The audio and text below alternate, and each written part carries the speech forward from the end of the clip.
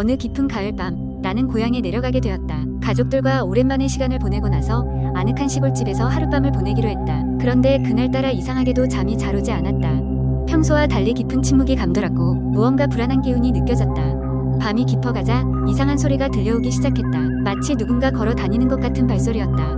처음에는 바람소리겠거니 하고 넘겼지만 시간이 지나도 그 소리는 끊이지 않았다. 혹시나 하는 마음에 조심스럽게 문을 열고 나가보았다. 그러나 복도에는 아무도 없었고 그저 어두운 그림자만이 나를 반겼다.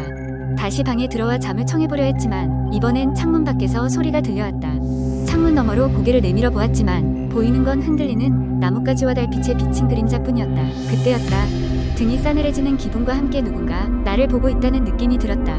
다음날 아침 어머니에게 어젯밤 있었던 일을 이야기했다. 어머니는 갑자기 굳은 얼굴이 되시더니 집안 어르신에게 들은 이야기를 해주셨다. 우리 집이 있는 터가 예전에 작은 무덤이 있던 자리였다는 것이었다. 그 무덤의 주인은 외롭고 쓸쓸한 생을 마감한 젊은 여인이었다고 한다. 그녀의 혼이 아직 이곳을 떠돌고 있는 것이라는 말에 나는 등골이 오싹해졌다. 이후 며칠 동안 나는 계속해서 그 여인의 기운을 느낄 수 있었다.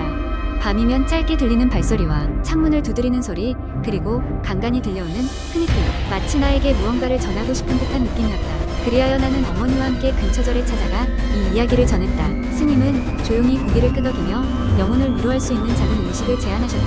며칠 후 절에서는 그 영혼을 위한 법회가 열렸다. 스님은 그녀의 영혼이 편히 떠날 수 있도록 기도해 주셨다.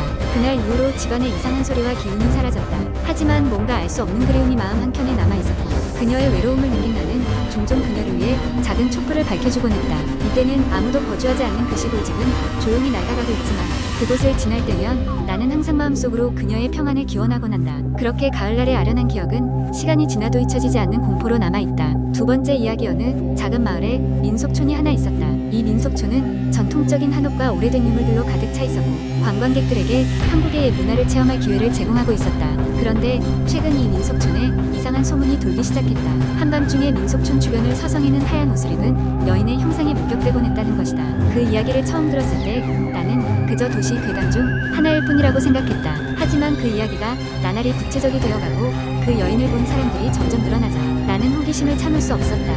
그래서 친구 2명과 함께 민속촌으로 탐험을 가기로 결정했다. 우리는 해가 지기 전 민속촌에 도착했다. 낮 동안 민속촌은 평화롭고 아름다웠다. 전통 가옥들과 숲, 그리고 주변 산들이 어우러져 한 폭의 그림 같았다. 그런데 이상하게도 해가 지자 민속촌은 전혀 다른 분위기로 변했다. 사방이 어두워지면서 작은 소리와 그림자들이 더욱 두드러졌다. 한옥 사이로 걸어가던 중 우리는 저 멀리서 희미한 빛을 발견했다. 가까이 가보니 그것은 전등이 흔들리는 작은 차 한 대였다. 차 안에는 민속촌의 관리인으로 보이는 할아버지가 홀로 앉아 있었다. 할아버지는 우리를 보자 머리를 끄덕이며 인사를 건넸다. 그리고는 조용한 목소리로 이곳에선 항상 조심해야 해요 라고 말했다. 그의 경고를 무시하고 우리는 계속해서 민속촌을 돌아다녔다. 어느새 자정이 되었고 한옥들 사이에서 이상한 소리가 들리기 시작했다. 신중하게 주위를 살펴보았지만 아무것도 보이지 않았다. 그러던 중 친구 중 한 명이 갑자기 비명을 질렀다. 우리는 깜짝 놀라 그의 손가락이 가리키는 방향으로 시선을 돌렸다. 거기에는 정말로 하얀 한복을 입은 여인이 서 있었다. 그녀는 긴 머리를 늘어뜨린 채 창백한 얼굴로 우리를 바라보고 있었다. 순간 그 여인의 모습이 사라졌다. 우리는 서로의 얼굴을 보며 놀라움을 감추지 못했다. 이제는 그저 이야기가 아니라 실제로 무언가가 있는 것만 같았다. 우리는 다급하게 민속촌을 빠져나오려 했지만 점점 더 복잡한 길로 인해 길을 잃고 말았다. 아무리 노력해도 출구가 보이지 않았고 주위는 점점 더 짙은 안개로 덮여갔다. 그렇게 몇 시간이 흘렀을까 우리는 드디어 민속촌의 입구를 발견했다. 안도의 한숨을 쉬며 뒤를 돌아본 순간 그 여인의 형상이 다시 나타났다. 그녀는 슬프게 웃으며 손을 흔들었다. 다음날 아침 우리는 다시 평상시의 생활로 돌아왔다. 하지만 그날 밤의 경험은 우리 모두에게 깊은 인상을 남겼다. 이후로도 종종 그 민속촌에서 들려오는 소식들이 있었지만 우리는 다시는 그곳을 방문하지 않았다. 그리고 그 하얀 여인의 전설은 여전히 그 마을을 감싸고 있었다. 세 번째 이야기. 한국 인터넷에는 다양한 공포 이야기가 있습니다. 그 중에서 한 가지를 매우 길게 풀어보겠습니다. 이 이야기는 한적한 시골 마을에서 일어난 미스터리한 사건에 관한 것입니다. 옛날 옛적 한국의 한적한 시골 마을이 수월촌에는 저녁이 되면 사람들이 외출을 꺼리는 이상한 분위기가 감돌고 있었다. 어떤 이는 밤이 되면 마을 한복판에 낡은 우물 근처에서 여인의 흐느낌이 들린다고 했고 또 다른 이는 그 우물에서 하얀 옷을 입은 여인을 보았다고 했다. 이런 이야기가 돌면서 마을 사람들은 저마다 불안을 느끼기 시작했다. 이야기의 발단은 약 50년 전으로 거슬러 올라간다. 당시 수월초는 조용하고 평화로운 마을이었다. 어느 여름날 마을에서 가장 아름답다고 소문난 지영이라는 여인이 결혼을 앞두고 실종되는 사건이 벌어졌다. 그녀는 평소 누군가와 깊은 사랑에 빠져 있었으나 부모의 뜻에 따라 다른 남자와 결혼을 약속했었다. 하지만 결혼을 며칠 앞두고 흔적도 없이 사라졌고 마을은 큰 혼란에 빠졌다. 경찰이 수사에 나섰지만 아무런 단서도 찾지 못했고 결국 사건은 미해결로 남았다. 지영이 사라진 이후 마을에서는 이상한 일들이 벌어지기 시작했다. 특히 그녀가 사라진 날 밤이 되면 낡은 우물에서 울음소리가 들린다는 소문이 퍼졌다. 몇몇 마을 사람들은 우물 가까이를 지날 때 섬뜩한 한기를 느끼며 그녀의 존재를 직감했다. 그러다 보니 우물은 점점 더 두려움의 상징이 되어갔고 사람들은 그 근처를 피했다. 시간이 흘러 수월촌에 새로운 가족이 이사오게 되었다. 서울에서 내려온 박씨 가족은 이곳에서 삭막해진 삶을 새롭게 시작하려 했다. 가족은 우연히도 낡은 우물과 가까운 집에 머물게 되었는데 이들은 마을의 소문에 대해 전혀 알지 못했다. 첫밤에는 아무 일도 일어나지 않았다.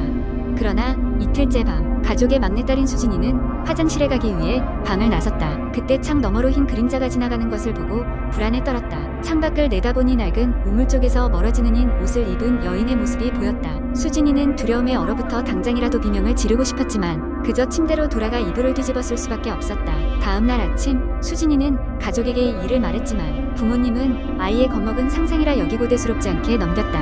그런데 그날 저녁 그녀의 오빠 상현이가 친구들과 놀다가 마을로 돌아오는 길에 동일한 여인을 보게 되었다. 상현이도 당황스러웠지만 그 여인은 곧 사라져버렸다.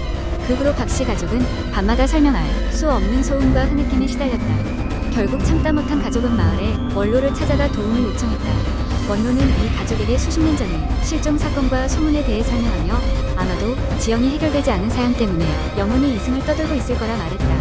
원로는 지영이 범상치 않은 사연에 휩싸여 있다는 것을 이미 알고 있었고 안타깝지만 크게 해줄 수 있는 것이 없다고 했다. 하지만 수진이는 이 이야기를 듣고 혼자서 뭔가 해야겠다고 결심했다. 그녀는 지영의 영혼을 달래기 위해 자신만의 계획을 세웠다. 우선 그녀는 지영이 실종되기 전까지 마을에서 겪었던 일들을 조사하기 시작했다. 여러 노인들에게 이야기를 들으며 그녀는 지영이 부모의 결혼 강요에 불행했으며 몰래 누군가를 사랑하고 있었다는 사실을 알게 되었다. 수진이는 밤마다 우물 근처에 가서 지영의 영혼에게 자신의 이야기를 전하고 그녀를 괴롭히는 것으로부터 해방시키기 위한 여러 의식을 치렀다. 얼마 후 그녀는 마침내 지영의 연인이 되려 했던 사람이 몇 년 전 그리 멀지 않은 도시에서 운명을 달리했으며 그가 지금 이곳에 묻혀 있다는 것을 알아냈다. 마을 사람들과 함께 지영의 영혼을 평화롭게 인도하기 위한 의식을 실시했다. 의식이 끝나자 우물에서 흘러나오는 흐느낌 소리는 점차 잦아들었고 마을에는 다시 평화가 깃들었다. 박씨 가족은 얼마 후 서울로 돌아갔으나 수진이는 항상 수월촌의 사건을 마음속 깊이 간직하게 되었다. 이렇게 수월촌의 이야기는 끝이 났지만 마을 사람들 사이에서는 여전히 때때로 그날 밤의 이야기가 조용히 전해지고 있다. 사람들은 여전히 지영이 행복한 곳으로 갔기를 바라며 이제 더 이상 그녀의 흐느낌이 들리지 않게 되었다고 말한다. 네 번째 이야기, 공포 이야기를 시작해보겠습니다. 이 이야기는 한국 인터넷에서 전해지는 흔한 공포 썰 중 하나입니다.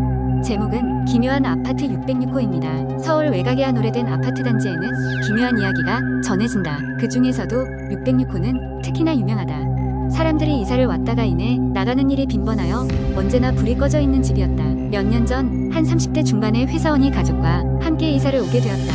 그는 이런 이야기를 믿지 않았고 집값이 싸다는 이유만으로 606호를 계약했다. 처음 며칠 동안은 아무 일도 일어나지 않았다. 그러나 일주일쯤 지나면서 이상한 일이 발생하기 시작했다. 그날 밤 회사원은 늦은 시간까지 야근을 하고 집에 들어왔다.